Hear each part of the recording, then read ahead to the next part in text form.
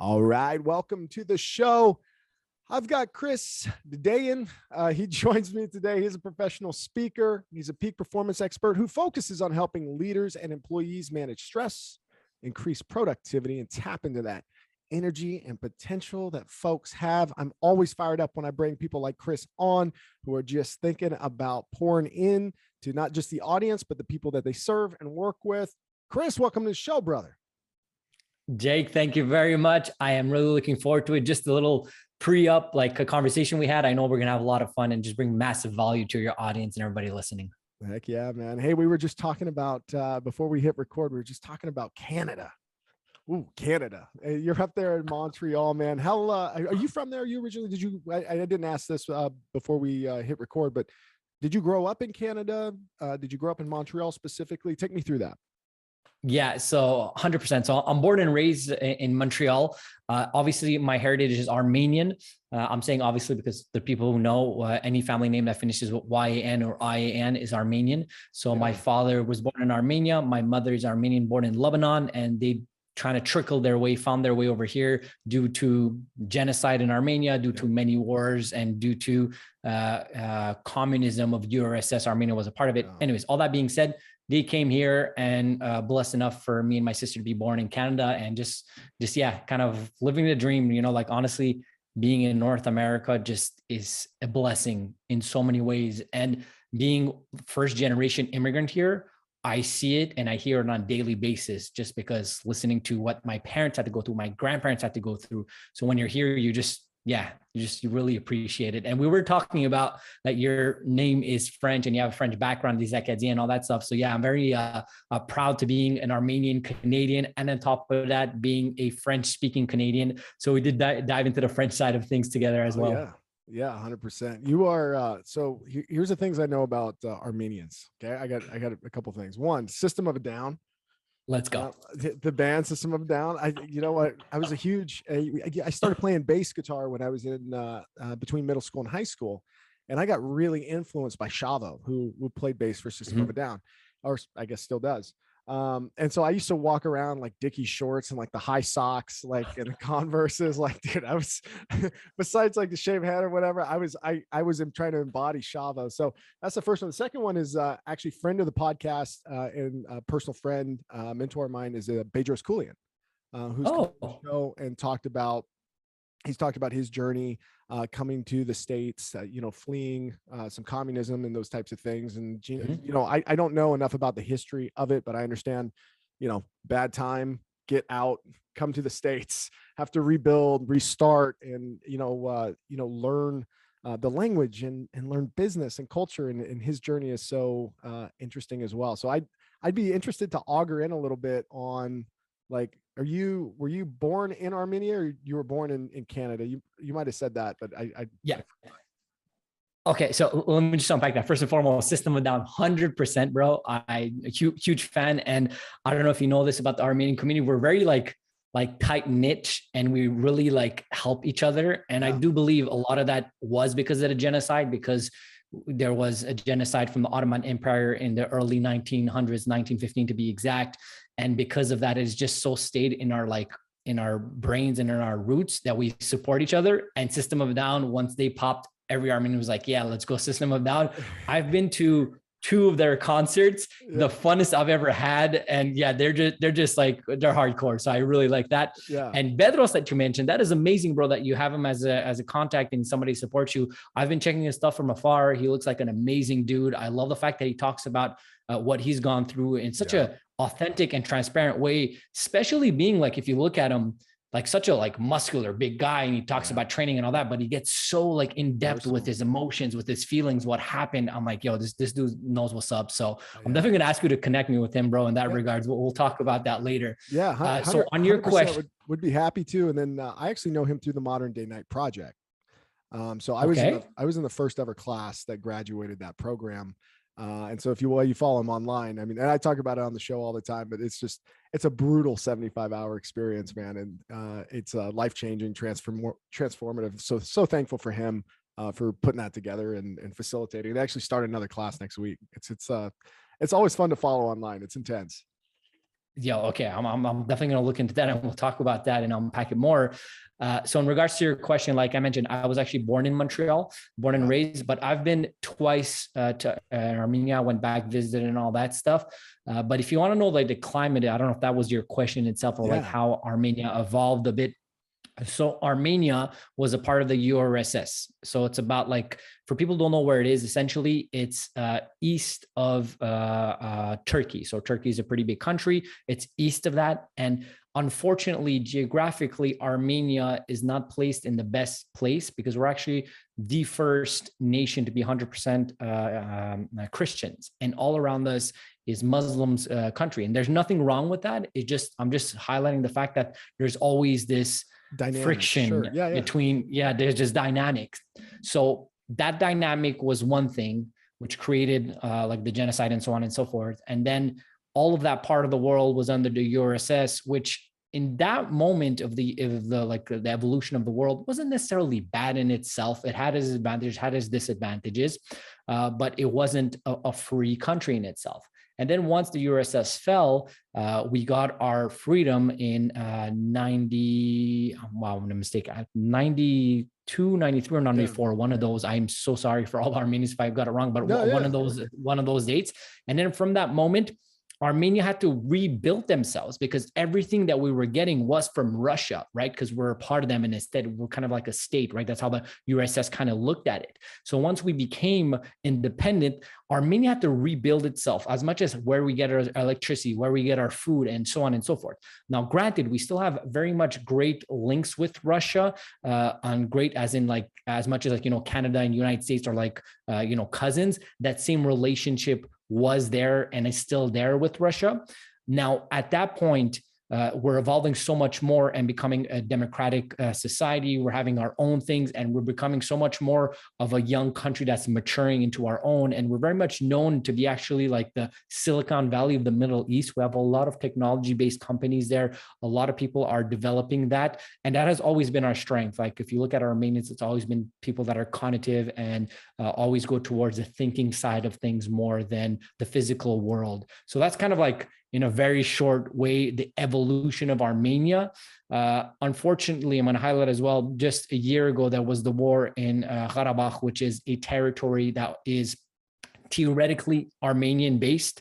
When the URSS broke apart back in the day, they gave it to Azerbaijan, which is a neighboring country. And there's always frictions there, even though Karabakh, like 95% of the people that live there are Armenian. So there was a war for 60 plus days that kind of took that like place and all that. So it's like still very much like in our reality of survival as Armenians, we still fight for our owns and all that stuff. So anyways, I don't know if you wanted me to get that much in depth. I kind of gave you in a short way, like what's up in Armenia and what's happening in that regards. I'm going to put you on my Armenian Mount Rushmore. I got Bedros up there. I got System of a Down. Christopher's up there now, man. You're enlightening me and giving me a little history lesson this morning. I can't thank you enough. So like you're growing up in Montreal. There's a big Armenian population there, or like a small tight knit population, and then like, So we do have a very decent population of Armenians, or community of Armenians in Montreal. Granted, it's not the biggest one out of Armenia. Actually, we're one of the only like countries or states or people that have the most diaspora. So there's more people that live out of Armenia than in Armenia, and that's due to the genocide. Most of the people, or the biggest number of Armenians where they live, is actually LA. So California is a huge part of LA, Glendale specifically, that have Armenians. Montreal, we're definitely smaller, I think in like 200,000 to 300,000, but we are very like close together. So we're not spread out. So it is like very community based in Montreal and Laval north of it. So yeah, there definitely is a very much an Armenian touch of where I live and all that stuff. And we're very close to our community and always build up our community as much as possible. Oh, very good, man. And so growing up in Montreal, how did I know you got into real estate, but there's got to be a couple dots to connect between like childhood and that. So like, I'm kind of interested in, what that arc was like for you, just growing up in that area and then starting to find yourself as a young professional.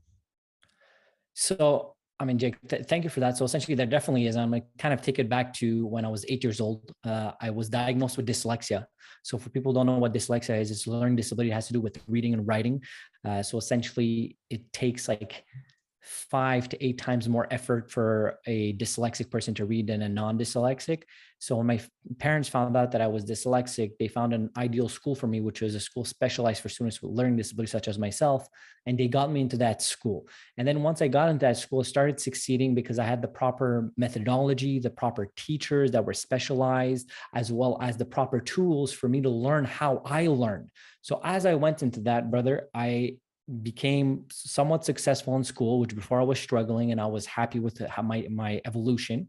And then once you get at the end of high school, just like anybody, we look at what's next, right? Like what college you're going to go into, what are you going to study, what are you going to become? And first thing that came to my mind is I want to be a lawyer because I like having conversations. I like wearing nice suits. I'm like, yeah, this is so like in my lane. Well, that's a, as I studied, hold on a second. I got to stop you because it's like, there's one thing I've noticed about the Armenian people, if I can say it, is like clothing, one, and then like cars, like BMWs. For some reason, there's such a BMW influence that at least I've seen from a distance. Like, is there something to that, or am I just am I off base?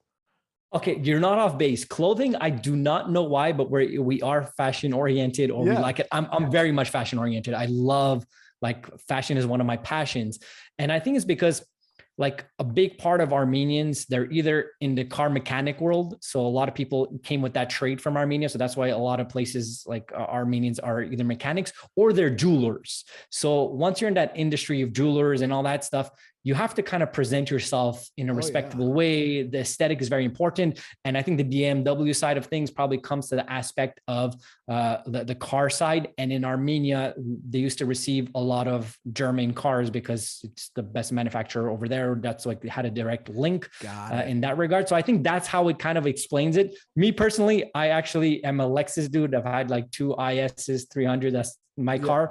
So that's how I would answer that. Yeah, sorry, I didn't mean to interject too quickly there, but I just had to validate that that perception. All right, so you went to this school, a school that's focused on giving you what you need in order to start overcoming dyslexia, and take me through that. Okay, so like I said, I was at the point of like, hey, I want to be a lawyer. Then I studied a bit more and looked into what it takes to be a lawyer. And I realized like 85% of the job is reading and writing. Being dyslexic, I'm like, nah, I don't want to do that. So I actually went into becoming a fireman. I'm like, oh, this is cool. Fireman, the adrenaline, it really like respect and hit home with me in certain elements of what I love, which is giving back, the brotherhood, serving others, so on and so forth. So I went into my schooling to become a fireman, got all of my degrees, and started working at Pratt & Whitney Canada, which is a company that sells airplane motors, to become an industrial fireman.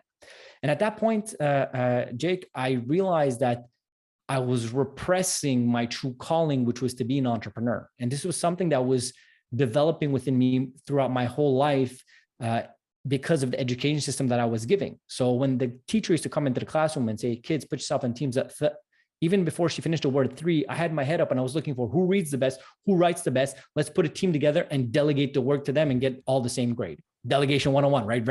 Very important for entrepreneur. When I was in college and I was failing, I remember after the class, I used to go see the professor and I used to negotiate my grade up. I'm like, oh no, that's not what I meant. This is what I meant. Negotiation 101. So as I was realizing that, hey, I'm meant to be an entrepreneur, I decided to jump into that industry and I went into becoming a broker. So I developed my brokerage skills, so on and so forth, and went to that and I started succeeding quite well. Now, granted, anybody that's listening that's an entrepreneur knows that it's kind of rough in the beginning. The first year and a half, I literally paid to be a broker, but then after a certain while, started succeeding quite well in my early 20s. Whatever success is, the money, the house, the car, like everything was kind of hitting home with that. And then my speech therapist that used to follow me in high school gave me a call to ask me a question about a real estate property. And after a few minutes, she's like, Chris, how's it going with you? And Jake, as you're noticing and as your listeners are noticing, I could go on a rant. So I went on a rant. I'm like, oh my God, it's going great, successful, this, that, and the other. And she's like, I am the keynote speaker at this event put together by the Learning Institute of Quebec. I would love for you to come and tell us how you are succeeding as a dyslexic entrepreneur. I'm like, 100%. So Jake, that same evening, she sends me an email in the subject written, Chris, I do not think you should do this speech as there's still a lot of people that have a negative misconception of what dyslexia is, and you might lose some clients. Now, I know that she was coming from a place of love. She was coming from a place of protection. But I wrote her an email being like, hey, we'll call you Monday and we'll talk about it. I still believe that I should do this speech. So Monday rolls around, give her a call. And I'm like, if I am not doing this speech right now, I'm not helping the kids that are on the school benches right now. I'm not helping the next generation. And I'm not helping my future kids because this is something hereditary. I would be fake. I'm not fake. And if I ever don't get a client because they don't want to work with me because I'm dyslexic, those aren't clients that I want to work with. Yeah. And she's like, oh my God, yes, I 100% understand. I wanted just to come from you. And then I'm like, all right, cool. So I got ready for the speech, Jake, and I had no idea what to expect, but I knew it was going to be something important. I've never given a speech in my life. She had told me it's going to be about 200 people. Brother, the day of the event, I open the door, I look left and right, and there isn't 200 people. It's more like 1,000 people. Now, at this point, my heart is beating. I am dripping sweat. I'm like, what the heck did I get myself into? I've never spoken in front of people. And then the moment comes, like, and I'm seeing these like professors, doctorates speaking on stage. And then they're like, Chris, can you come and present us your speech? And the best way I could describe it is like there was this divine moment. Like the universe was preparing me for this my whole life. And once I got on that stage, it was just magical. People loved it, clap, cry, and all that. And I realized that that's what I had to do for the rest of my life. And then from that moment on, I switched everything I was doing. I had a successful brokerage company. I completely let that go. And I'm like, I need to do 100% be a professional speaker and a peak performance business and life coach, which is what I'm doing right now.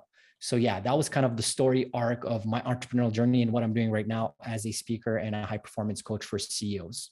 That's beautiful, man. I want to go back a little bit. There's a couple of things, just similarities in some of the things that you said early on, like that resource management, like looking across like your classmates and doing like a draft of like 13-year-olds to help you on a project.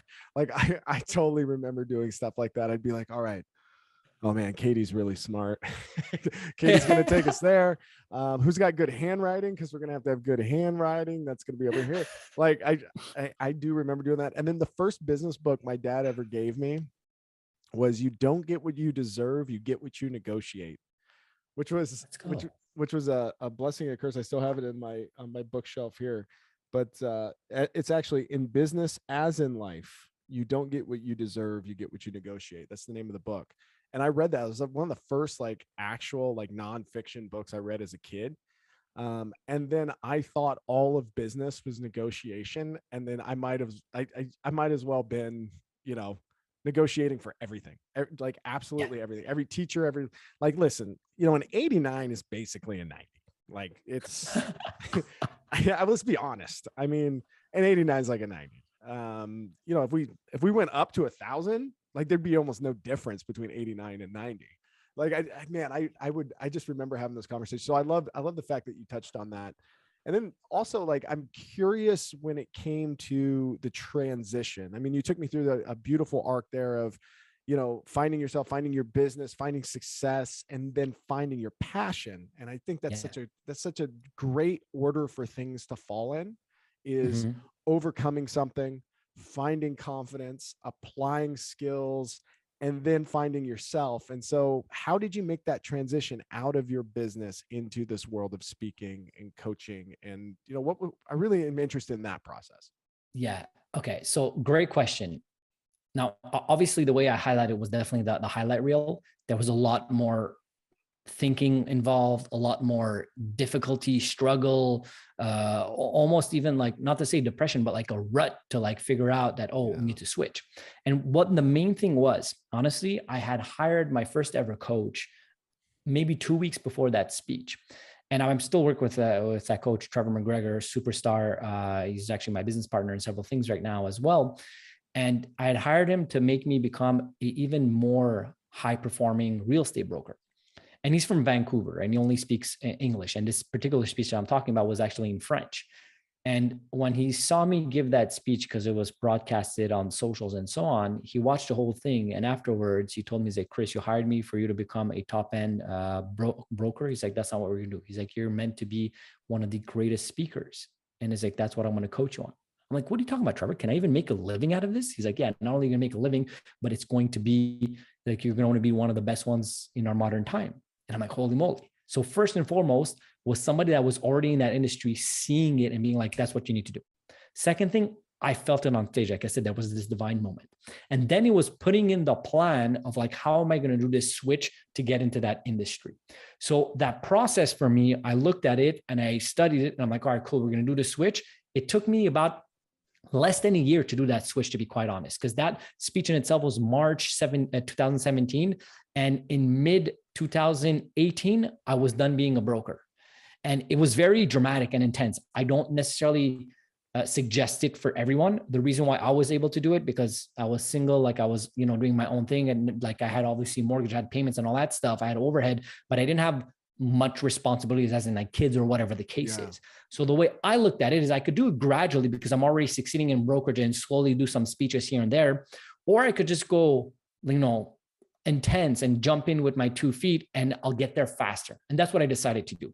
Now, as I did that, the first year as a speaker and a coach, more than anything, I was studying the game. I looked at speakers. I looked at how they go about it. I looked at how they get on stages. I looked at other industries that have that in itself as well, not only in the speaking world, but I looked at comedians. I looked at politicians. I looked at authors. How do they speak? How do they command an audience? How do they go about it? How do they study? And I really went in depth within that. So the first year, once again, I lived off of my savings. So it wasn't easy. And the fact that it was like a huge dichotomy between being very financially successful and then letting that go and starting something new, it's very like, it hurts your ego. Let's be honest. Yeah. And that process is necessary for you to realize that you could completely disassociate yourself with money and you're so much more than that.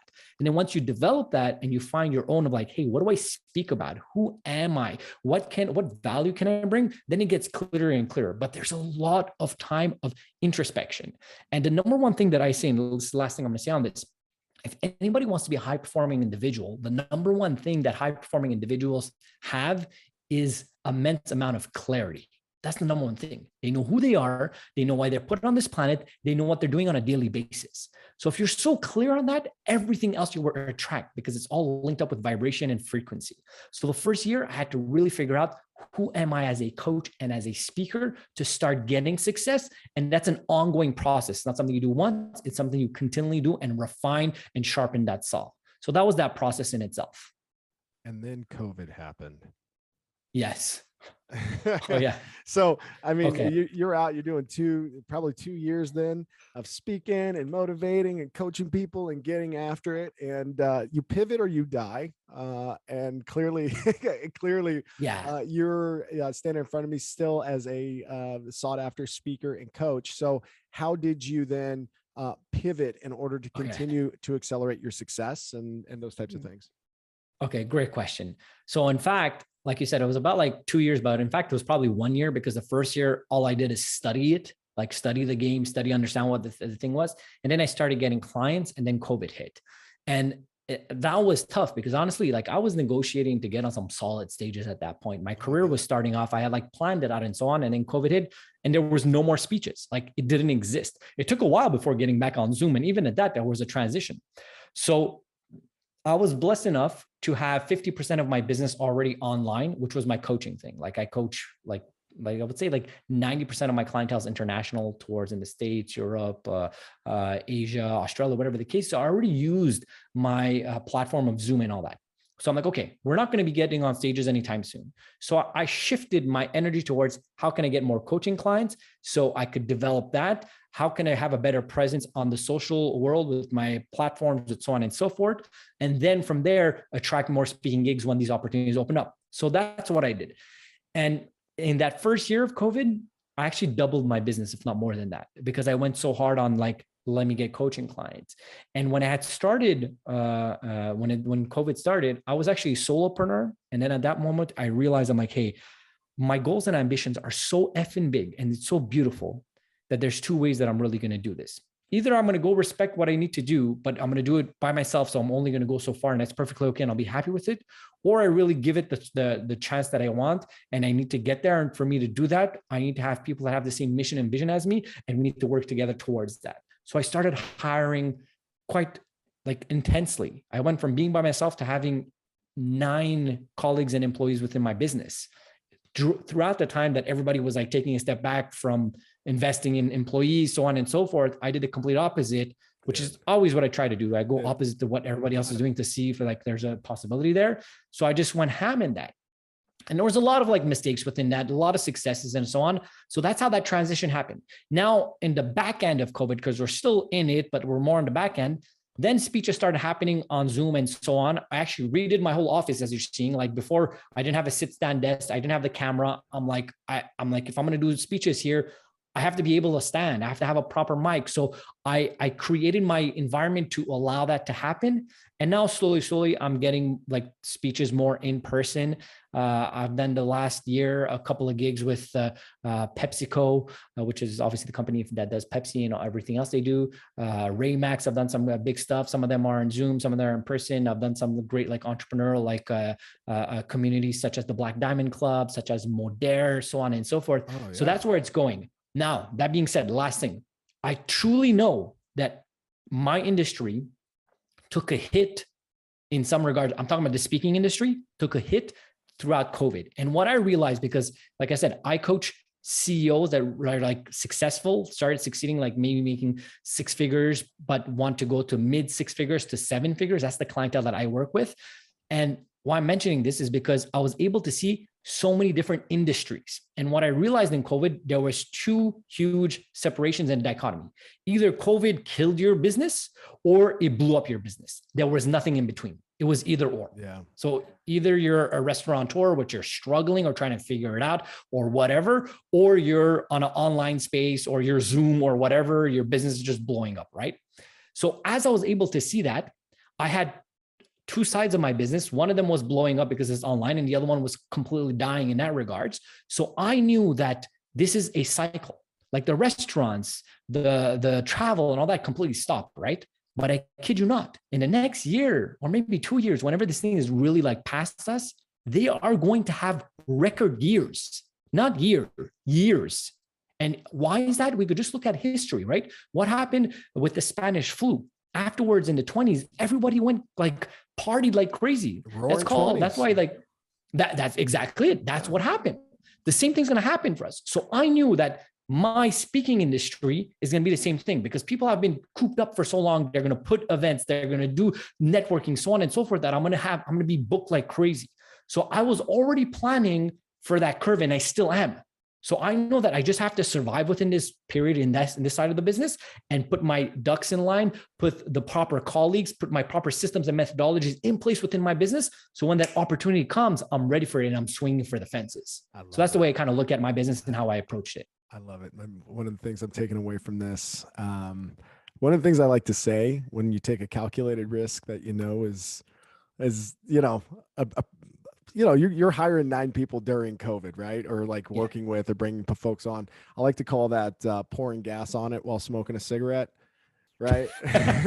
Right. I mean, you're taking a calculated risk there, man. You're just pouring gas and you're like, all right, I think this is going to work out, right? Yeah. Because it could easily blow up in your face, man. And it's one of my favorite coaching. Like usually, when I'm doing some kind of strategy with an organization, I like to bring that up, man. It's a good analogy, but it's certainly what you had to take on. I first of all, Jake, thank you for sharing that. I'm actually going to use that analogy because that is 100% accurate. 100% that is accurate. And that's things that I teach upon my clients all the time. It's, you have to understand, and this is like, if you just look at common sense, right? If you look at like all the best investors in the world, from Warren Buffett and so on and so forth, he always invests when people stop investing. And when people are buying, he keeps his cash. There's a reason for that. So you have to be ahead of that curve in that regard. So for me, that's exactly what I did. Like, and it wasn't easy. Like you were saying, like I'm literally smoking a cigarette or a cigar or whatever, and you're putting down like gas, and it doesn't make sense because my overhead is just getting so much more. And my entry of money within that side of the business is almost dry, but I'm investing knowing that when it's going to pop, I already have the structure in place. Yeah. So the ideology comes behind is I rather be ready for an opportunity and not have it than have an opportunity and not be ready for it. So I know that I've been ready. And I'm just waiting for it. But when that thing opens up, then like I said, you just swing for the fences. I love it. Well, man, we're starting to get into like the knowledge bomb section of the old podcast here. And I know you spend a lot of time coaching entrepreneurs, individuals, employees, organizations on stress reduction, on Yeah. finding emotional balance, on Yeah. designing businesses that are in line with the way people want to live their life in balance. And you're into some Yeah. of that brain chemistry, vibration stuff too, man. So I want to get into that as well. But Yeah. let's start with stress, man. It's, we got Yeah. some people white knuckling life. We got entrepreneurs white knuckling life, Yes. pouring gas on it, and and maybe having stuff blow up in their face. Like, what's some of your advice? How do you start in this discussion with your coaching clients around helping them reframe stress and what's going on in their Yeah. life? Okay. So actually, thank you for that, Jake. Great question. The first thing I realized when I became a high performing coach, and now even more because I'm tailored to really work, like I mentioned, for CEOs that have found some success, but have hit a plateau and they know that there's something more that they could go get, but they don't necessarily have like they know they're like one or two distinctions away to blowing that up. That's the clientele I work with. And when I realized starting working with these people is every single person has a certain level of stress. Some people call it stress. Some people call it overwhelm. Some people call it, I need a break, X, Y, and Z, but everybody lives with that. But they think that they're by themselves when they live with it. It's completely normal to feel stressed and overwhelmed, especially as a CEO. It is like a lonely thing because you're the top of the company, of the organization, and so on. And there's a lot of pressure on you. Now, the first thing I go about is I separate the CEO from the person, okay? And I take care of the person. That's why I'm not just a business coach or I'm not a life coach. I'm a high performing coach. And I believe they're very intertwined. Now, what do I mean by this? Before the person, the CEO, walks into the office, walks into their organization, they have to take care of themselves. That's from your morning routine, your rituals, your habits, your methodologies, how to use your body, the brain chemistry for your advantage. So are you taking care of yourself to be the highest level of you, to be the best father, the best mother, the best parent, the best daughter, the best sister, whatever the case is? As you're able to do that, then you'll be the best employee, employer, so on. Then you come into your business and then you realize so many more opportunities that you haven't been looking at before because you had your eye just set on the business side. So I take a step back and we look at the whole of the person. And if you look at, like a lot of people mention this, it's so true. Success is 80% psychology and 20% mechanics. I could talk to you about until tomorrow morning about the mechanics. Do like this within your business, put your system like this, do that, do this, do that. But if the psychology is not there and you're mentally not ready, even though I'm giving you the best tools, you're not going to use it. And one correlation we could talk about over here is the weight loss industry, right? If you ask any person walking on the street, the lamiest person or anybody, you look at somebody that might be like overweight, you go ask them and you ask them, how do you lose weight? Everybody knows the answers. Some way, shape, or form, eat less, calories in, calories out. So eat less, walk, move. It's very simple, right? Everybody knows how to lose weight. So then why is it a $1 trillion industry? Because people have to be mentally ready to lose that weight, have to be mentally there before getting the techniques. It's not about talking about this is how you calculate this is how you do your workout, and so on and so forth.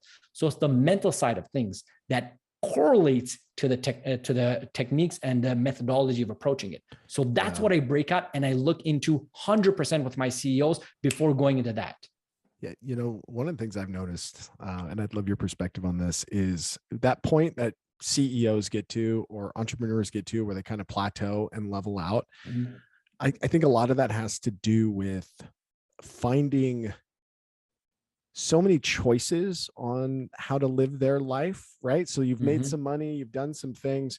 And when we talk about a $1 trillion weight loss industry, well, if you've got the money to do hot yoga or go to the gym or go to this place, you have so many choices. You kind of get emotionally overwhelmed with picking a direction and finding a place or a slot or a container in your life for all of these things. Versus if you're broke, it's real easy. If you want to lose weight, you just go outside and you just walk and do push-ups and like you just do the body weight stuff. Like you don't have a choice. So there's one choice that's made for you and it's a lot easier to see it. And when you start a business, you've got one choice: grind, go, get after it. And then once you can start making decisions, then I feel like that's where a lot of that stress sets in, but it's a different kind of stress. It's not the stress of, am I going to make it? It's how am I doing good? Like, how am I going to live the rest of my life? And why do I feel overwhelmed? Would love your experience on that. Okay. I love what you just mentioned over there. And you know what? This is something I've realized within my clients. a lot, and just human behavior. As human beings, we always try to make things more complicated than it is. Yeah. So then we could allow ourselves to believe, oh, okay, this is how it's done. When the thing is too simple, they're like, no, it's too simple. It doesn't work like that. But in fact, I would say like 95% of everything that you need in life is extremely simple. You were talking about, hey, not having money. And then when you don't have money, you want to work out. All you have to do is go out for a walk or do body weight workouts. Or compared to if you have the money and then you go like, do I do CrossFit? Do I do hot yoga? Do I do X, Y, and Z, the X, whatever. The best type of workout is exactly what you just mentioned, bro. Just go out for a walk, do body weight. I could tell you a full body workout with just two different equipment. Just buy one kettlebell, one pull-up bar that you could put on your door, and that's a full body. You could do a full body workout. You don't need Jocko anything style. else, and you'll be Yeah. That's exactly what it is. So it's simplifying things, and that's what human behavior is. And as CEOs, sometimes because we get to a certain level, we think that, oh, we need this, we need that. No, it's bringing back to the basis and simplifying things. And if you look at anybody, okay, let me just do an analogy of football over here, right? Vince Lombardi, one of the greatest coach. The trophy's named the Vince Lombardi Trophy, right? When you win the Super Bowl. He was known to really work on the fundamentals. These are like professional football players, and he used to make them do the most boring moves ever. He had like 3, 4, 5 plays. He used to run them every single time and do that and do this because he understood that it's the fundamentals that's going to get you so much more far. Even if you are a high performing individual and you could do X, Y, and Z, you could do, like this trick play and so on and so forth. It's about the fundamentals. So once you understand that and you break it down to what is the fundamental, and the fundamental is this person in itself, it's your emotions, then you're able to add upon that slowly. The foundation of your house is so much stronger. So that's the way I kind of look at it. And that's the way I approach it with my clients. Oh, lovely, man. That's intense. And then I'm excited about, so I got a little woo in me. I like the kind of the, I don't want to say bro science, but stuff that's a little more fringe. I mean, I know that there's things about brain chemistry and vibrations and all this stuff. And I'll tell you at work, I either listen to rock, hip hop instrumentals, or like flow music, or like whatever they call that, like by something beats. They're binaural. I don't know. I can't say that word. But anyway, it's frequencies, and it's like you have some of them that put you in a relaxing state, and some of them that put you in this like other state. Like, how do you incorporate some of that into your coaching or to your inside your ecosystem? I would say that's probably the biggest game changer in my coaching methodology and what I've seen for my clients in itself, because our brains have evolved throughout thousands of years, and the basis of it was to protect us. That's all that our brain wants us. They did not want us to get eaten by a saber-tooth tiger. That's the goal of it, to survive. And now our danger is not that. It's not the saber-tooth tigers anymore. It's social media. It's our own negative beliefs and so on and so forth. And if we don't stand at guard of the door of our mind, then we let any BS come into play, negative beliefs, and that will create that reality. It'll start manifesting into your reality. Okay. And this is not woo-hoo stuff. Like, I could explain all of this with the brain science behind it, and even in quantum physics level, how to do the law of attraction and so on. So let me just explain one way. You talked about the brain waves, right? Everything is vibration. Everything is energy in life. Okay. You just have to understand that right off the bat. Okay. If you look at an atom, everything's made of an atom, right? I'm an atom, table of atom, the computer's an atom. An atom is 99.99999, so 13 nines after the dot of empty space. So think about it. If that's that empty space, it's not empty, it's actually energy. So think about the circumference of energy that your body puts out if you're almost 100% of empty space, which is energy. Like my energy circle in Montreal is connecting to yours, Jake, right now, which you're in Boise, Idaho. We're legit connecting. We're connected at the thousands heart, of miles away. You're all for it, right? So there's that connection, right? Now, how do you go about tapping that? You have to understand that there's a conscious mind and subconscious mind, okay?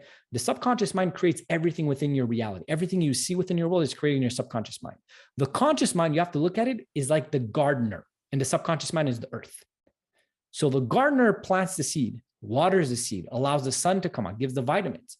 The subconscious mind has one job: to bring that seed into fruition.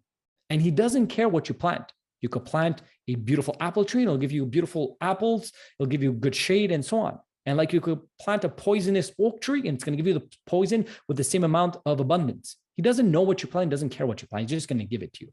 So it's you as the conscious mind has to control that. Now, how do we go about doing that? To do so, you have to understand there are 5 main brain waves, okay? The first one is gamma. Gamma brainwave is the one that goes super high. It usually happens when you have that aha moment, like, oh my God, I got that idea. Oh my God, I was working on this problem and I got it. You have high levels of gamma when that happens. Gamma, exactly, gamma. Then you go into beta, okay? Beta is we're in the awakened state. So Jake, you and me right now, and the listeners are probably mostly in beta state because we're awake. We're listening to something. We're active, Call me a right? beta, bro? Yeah, I did call you beta, but wait a minute. We're coming to the next one.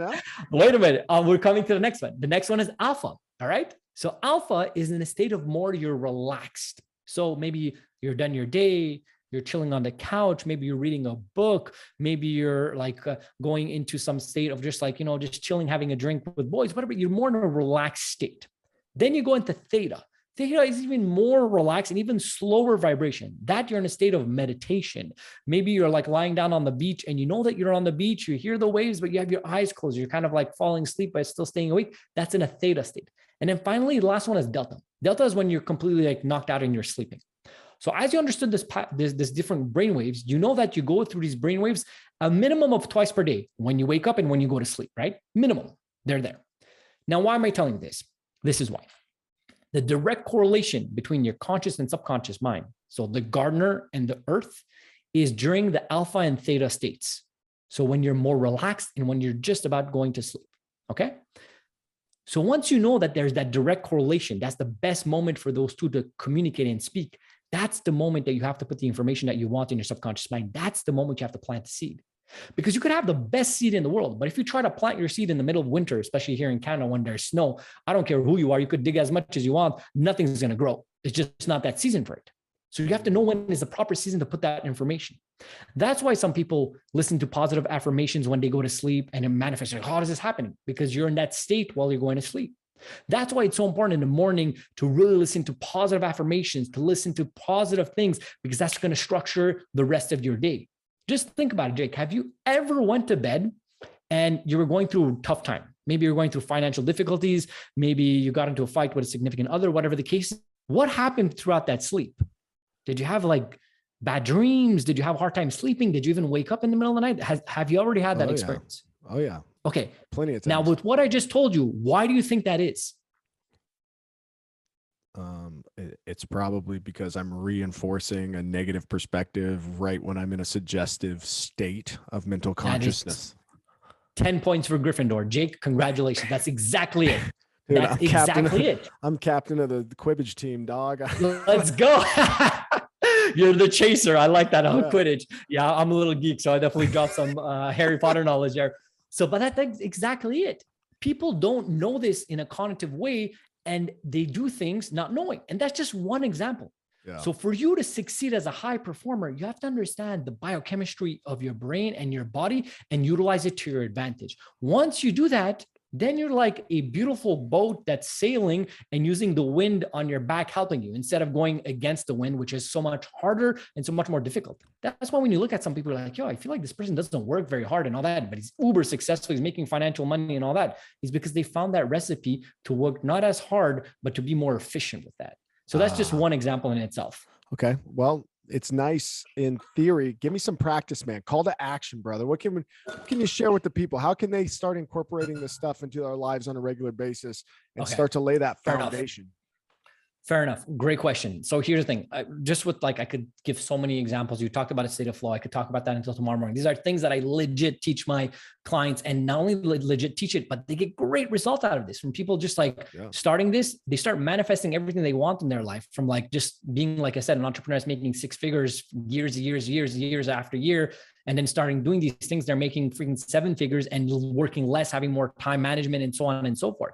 These are the things that happen. Like one of my clients from California, she did exact this thing and doubled her income in legit 6 months of just working with me. And it's not magic. It's not this and that. It's just that changing your focus. You just have to change your focus on what you're thinking about and change your physiology. Use that to your advantage and all of your life will change. Now, here's the exact call to action of how to go about it. With the example that I just gave with the brainwaves and going to bed.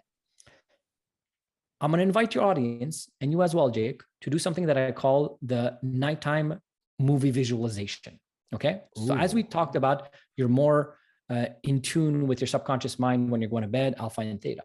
I've created this technique to think about 3 distinctive movies of your life before going to bed. Because what you're doing is you're reframing your subconscious mind. You're planting the seed that you want. These are the 3 categories of movies, and I'm going to explain to you guys how to do it and how to go about it.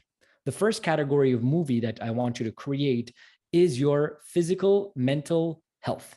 Okay. So I want you to create a movie that you're actually looking at, that you're like living in that movie. So you're visualizing it, but not only you're visualizing, you're acting it out. You're the main actor with emotions. So the best way I could explain it is I'm going to explain it to you of how I see mine. So I imagine myself getting out of bed, looking at myself in the mirror, flexing and looking like somebody from the Avengers, like just cut under 10%, feeling strong, feeling healthy, mentally there, just everything's on point. That's my first one. The second one is my connection, love, and my family.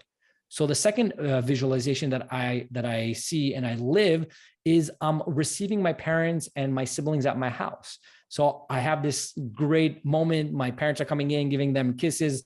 My niece runs into my hands, give her a kiss. My brother-in-law, my sister, we have this table filled with food. And what do I feel in that moment? I feel super blessed, happy, joyful. Like I said, I'm Armenian. We're very much food oriented. So for me, that's a high level of connection and feeling loved. So I imagine that. I even imagine my future wife. I don't know how she looks or whatever, but I imagine her being around my arms at that moment. So that's the second movie that I create. It's my connection, love, and family. The third movie is my career, okay? Career and finances.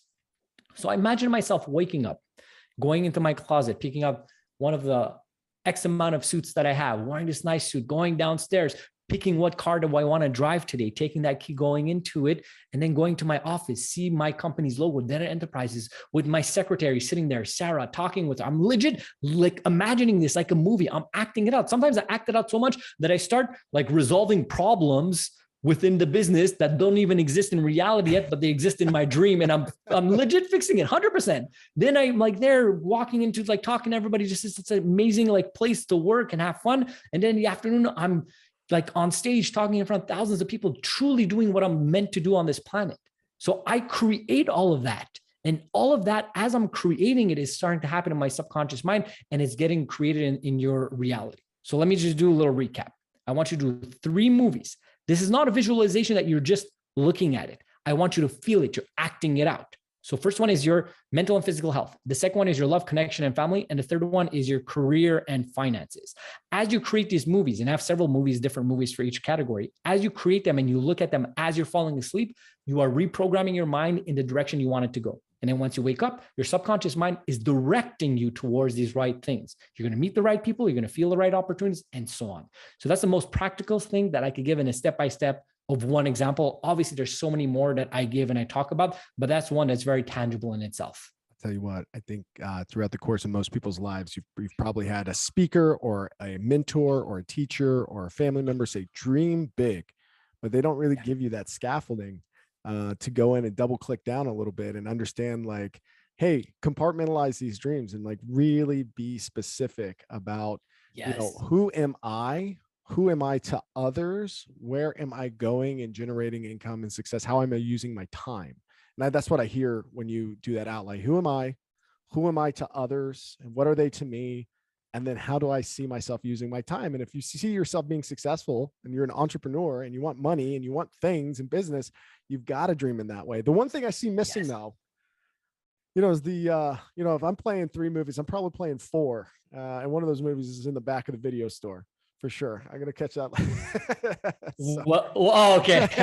So that's in your connection and love. That's in there. That's why I put it fast. If we're talking about, let's be called intimacy, 100%. Sure. Intimacy is very important. But if you want that, it's there. You just, like I said, and I have several movies within the categories, but it's very, very important to be there. And not only that, you want 100% to create all these movies attached with emotions. Okay.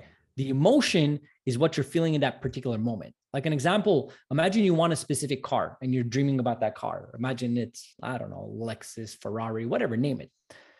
I don't want you just to think about that car and look at it and so on. I want you to feel what it's going to feel like when you're going and sitting down in that car, how the leather feels when you go in. How does it smell? You know, that new car smell, it's very distinctive. How does that smell? How does that make you feel? Do you feel proud because, oh my God, you worked so hard to get there? When you have your hands around the steering wheel, how does that feel? So then once you're creating it so much, when it happens in reality, you've lived it so much that there's no difference. That's what getting in a state of flow is. That's why these professional athletes succeed at such a high level. They've seen it, they've lived it. They know what they're going to do within that moment because they have repeatedly lived it. And your body subconsciously does not know the difference between what is real and what is fiction. It's giving you the same amount, firing the same amount of hormones and like testosterone and all of that fun stuff as you are living it physically.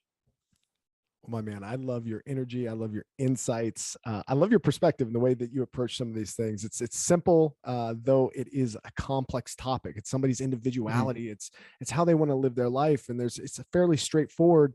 And I'm sure you've got so much more to offer. So many other exercises and tools and things for people to dive into. How do they find you? What's the best way to connect with you moving forward, man? And anything else you got before we part ways?